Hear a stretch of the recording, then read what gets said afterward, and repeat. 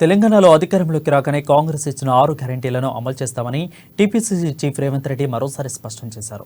ఆదివారం సంగారెడ్డిలో రేవంత్ రెడ్డి మాట్లాడుతూ కర్ణాటకలో కాంగ్రెస్ ఇచ్చిన 5 గ్యారెంటీలను అమలు చేయడం లేదని బీఆర్ఎస్ తప్పుడు ప్రచారం చేస్తుందని ఫైర్ అయ్యారు.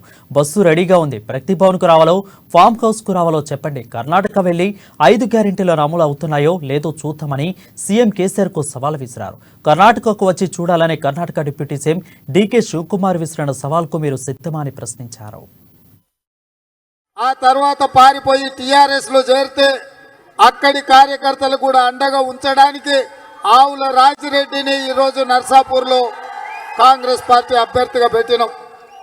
అదేవిధంగా దుబ్బాకలో ఆనాడు రామలింగారెడ్డి గారు ఎమ్మెల్యేగా ఉండే బై ఎలక్షన్లో రామలింగారెడ్డి గారి కుటుంబానికి ఇచ్చి ఓడగొట్టి ఇవాళ ఆ కుటుంబాన్ని నడి రోడ్డులో వదిలేసి అక్కడ ఎంపీని ప్రభాకర్ రెడ్డిని అభ్యర్థిగా చేసి రామలింగారెడ్డి కుటుంబాన్ని అదేవిధంగా చెరుకు ముత్యం రెడ్డి గారిని కూడా పార్టీలో తీసుకొని నమ్మించి మోసం చేసినందుకు ఆ దుబ్బాకలో కూడా కాంగ్రెస్ పార్టీ కార్యకర్తలకు అండగా ఉండడానికి సోదరుడు చెరుకు శ్రీనివాస్ రెడ్డిని ఈరోజు కాంగ్రెస్ పార్టీ అభ్యర్థిగా శ్రీమతి సోనియా గాంధీ గారు మల్లికార్జున్ ఖర్గే గారు నియమించడం జరిగింది.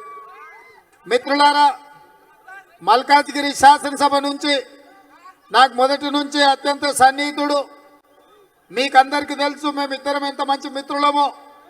మేము ఆనాడు 2014లో మేమిద్దరం అనుకున్నాం, నేను మల్కాజ్గిరి పార్లమెంటు నుంచి పోటీ చేయాలి, హనుమంత్ అన్న మల్కాజ్గిరి ఎమ్మెల్యేగా పోటీ చేసి నెగ్గి పేదలకు సేవ చేద్దాం అనుకున్నాం.